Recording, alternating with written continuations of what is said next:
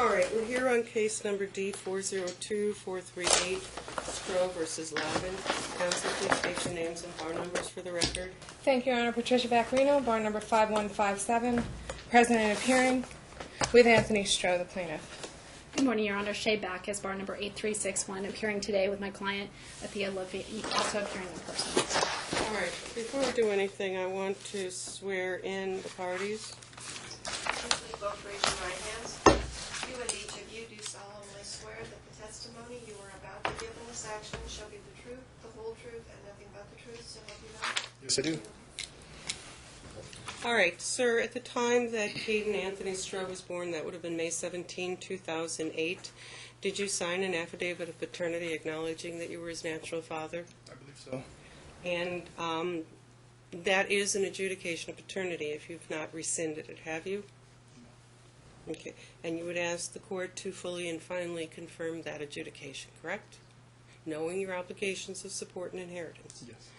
And ma'am, knowing that you can't contest this in the future, do you agree that he is the natural father of the child? Yes. Okay, that's a closed issue. Let's move on. As I understand it, in the TPO case, the court had ordered joint legal and joint physical custody. Well, the court couldn't order anything because she agreed to dissolve the protective order before we went in there. So we, in hindsight, I wish I had it extended for 60 days to have an order entered. But I attached the transcript. She was a little confused about the timeshare. We talked in court, and Mr. Burden was there, the associate for the defendant. And we talked about a 3-2-2-3, and she understood, but she was confused about the rotating in week.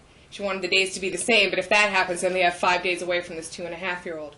But she did in court say, Judge Doninger said, so it's 50-50, and she said, well, I think it's 48-50% is what Mom said, quote unquote. She also had 2 concerns about a safety gate, which I thought my office did send the picture to them. If not, I have those and other pictures about her drinking, if she wants to talk about the drinking. I'll look for the safety. I'm going to have him look for the safety gate. I just want to see the gate. Oh, I'm going to look for it, Your Honor, right now. It should be in here, but I had other pictures if you're concerned about alcohol consumption just to show that. But, yeah, so, Your Honor. So is it your contention that both parties may be using alcohol? They both use it, whether or not they're using it during their time. What if we have that wonderful Scramble. 12-hour visitation protocol or timeshare protocol, which means that for at least 12 hours prior to time with the child and at all times during time with the child, neither party will consume alcohol. Absolutely. Now, what that really means, especially with an equal timeshare, is that on your half of the week, or however you're going to work out this timeshare, go ahead and have at it as long as you stop at least 12 hours prior. Your Honor, I believe that was already agreed to before That one was easy. the temporary, with respect to the TPO, that was something we agreed to in the behavioral order. The timeshare of the parties. Dad has been, Your Honor. He's been enforcing the 3-2-2-3 proposed timeshare. But in light of just recent concerns with respect to Caden, over the last month since the TPO was dissolved, that's why we're before this court. Yes, I know. You've told me that Caden is sad. Caden acts up. Did you ever consider that Caden is sad and acts up because his parents don't get along? And because he spent, a good 1.5 years or more living in a happy little home, seeing his mom and dad, and everything was hunky-dory, and then his time with his parents just got turned upside down. So when he visits his dad's sad. When he's with his mom's sad. And Your Honor, we took that into consideration as well as taking into consideration the fact that Caden is also a 2-year-old and was concerned maybe he's going through terrible twos. However, it seems that it seems a little different to me, a little more egregious than some of the other situations I've seen where we have a little kid who's covering his ears, screaming, "No, Daddy," when Dad violated the party's behavioral order by showing up at Athea's mom's house for unknown reasons, requiring the cops to come. Caden woke up and he was holding onto a jacket covering his head. Why would I reward withholding of the child? What's that, Your Honor? Why would I reward a withholding of the child? We're not asking... Sure, you're asking me to say that your client should be the one to have primary physical custody and that there was nothing wrong with her dictating the terms and conditions under which the plaintiff would see the child. And we haven't even proposed any terms in the words of dictating this. We haven't. We had originally Withholding of the child is a dictating. We haven't behavior. withheld the child at all, Your Honor. We are asking for primary. We're asking for some sort of way to get. Thea believes that was hoping that Dad would be a good father. I mean, we're just concerned. Even just this last weekend, the child was telling her about an owie with flicking the fingers or something, some sort like that. You know, it's interesting. I was reading something on the internet, I think it was either yesterday or the day before, which said that it's actually a good thing when children prevaricate. Why? Because they're using their imaginations. Now, I can't take a 3-year-old coming up with these stories and assume because the child said it, it's true. Because children do tell falsehoods. Every parent knows that children on occasion lie to you. I'm not saying he's lying. I don't know. But it's altogether possible that he's acting out because of his parents' own behaviors. I mean, it's just leading up to a lot of concerns that were existing before he moved out, like vomiting in the hallway where the child slipped and fell due to him being intoxicated. I mean, these are concerns, and I never received a copy of a photograph of the gate around the pool. I have yet to ever see that. And in light of just non-compliance of a simple request, we're wondering if he's not agreeing to anything he had agreed to before, especially in light of the behavioral order. You know, he's going to look in his phone. For some reason, I thought it was in these pictures, and maybe my assistant took it out.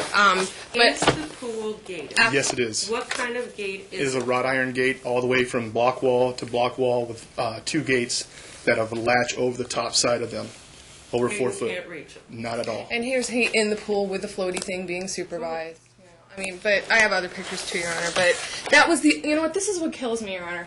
All these things about the vomit and his tattoos. We could talk about her tattoos and her piercings if you want to get into it, which is irrelevant. I know, but you look at the stuff that was thrown in here. Oh, here's the gate, if I may.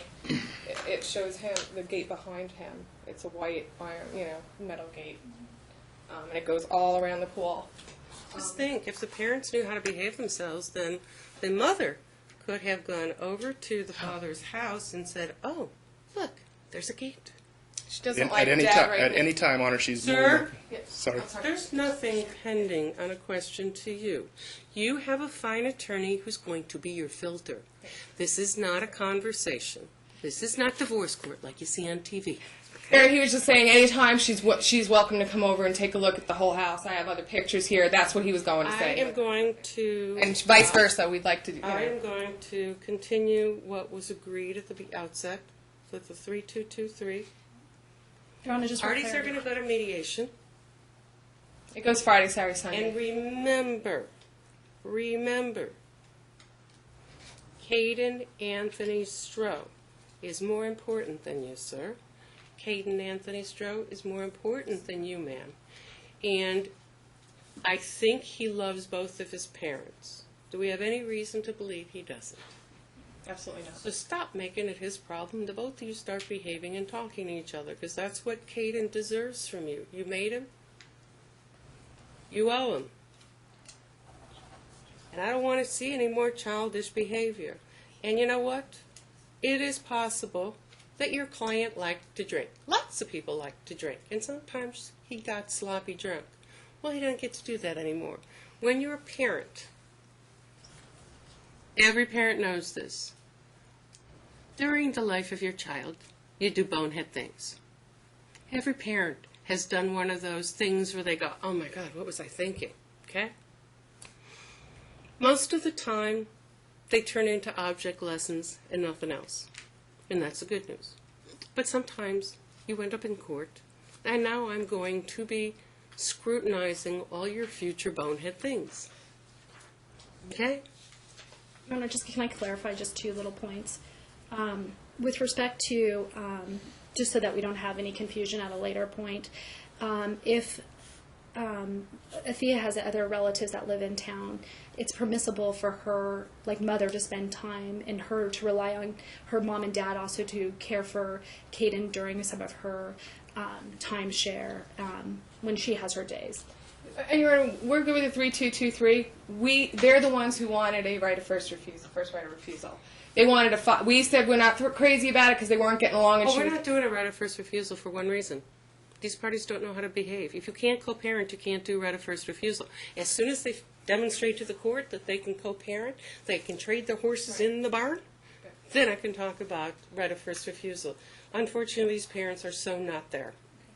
Okay, Your Honor. And so we're going to have a temporary. Also to confer with each other and negotiate the appropriate Rice v. Osborne child support. Yeah, right now, Your Honor, he's paying daycare directly. It's $800 a month. The mom wasn't chipping in at all. So Well, they're going to divide that, and that's going to be part of it as an addition So I was to. just going to suggest he does make a little more than her till we verify her income, like about 500 more. Talk to Ms. Backus about it, and you're going to come up with a resolution. All you have to do is a little bit of math. If, in fact, the cost of her share of the cost of the daycare is tantamount to what he would owe on a Wright v. Osborne calculation, then feel free to zero it out, and we can do our deviation finding on the record. We could do 50-50 daycare, and he could still net her the payment, or we can do an offset with daycare. I'm You willing to two are talk to going to be so good at figuring it out. And we may be open to something else as And well, like you two are going to be so good at figuring out who should be the child support issues, the medical insurance issues, all this stuff. So it's temporary joint legal, temporary joint physical, pending mediation. You're going to hold off on a trial date, Your Honor, and see if these parties. Oh, you betcha, because I don't think they need it. Okay. There's nothing to try anyway. They're not married. Yeah, final custody order. We'll wait and see what happens. It in would the be an meeting. evidentiary hearing at best. Okay. Yeah. Trial custody. Which is why, in some respects, 16.2, this is not the fungible case that fits in 16.2. Right. Okay, and so we'll work out the child support issues, and you'll defer on the request for fees, obviously, from both sides, Your Honor. I guess, unless you're awarding fees today. No, and you have to give me a basis. This is a child custody complaint. It's not even brought under the paternity statute, which means that unless, it's not, Miller versus Wilfong does not apply. This was not brought as a paternity action. Oh, it is a paternity action, Your Honor. Yeah. They were never married. I didn't file the initial case. Someone else did, and they didn't do a paternity. I know they do. Now they're letting them do complaints for custody. Because, I know. Yeah, instead of petitions to establish. I know. That is a And they policy accept measure. So there's no citation to Chapter 127. 7.60. Well, you got to give me a reason that there's. The reason would be they agreed to this, she reneged, and then. But I'll defer. I'll ask you to defer that, Your Honor. If we can settle this, we're going home. Not getting granted fees either Okay. side. I just wanted to Which means it's a great incentive to settle the case. Sorry, See should I ya put, in January. you'll defer on fees and costs, but both parties can anticipate not getting an award. Okay. Thank you. Who's Thank preparing? you. I'll prepare, Your Honor, and let Ms. Backus take a look. The countersign. Thank you. Thanks, Your Honor.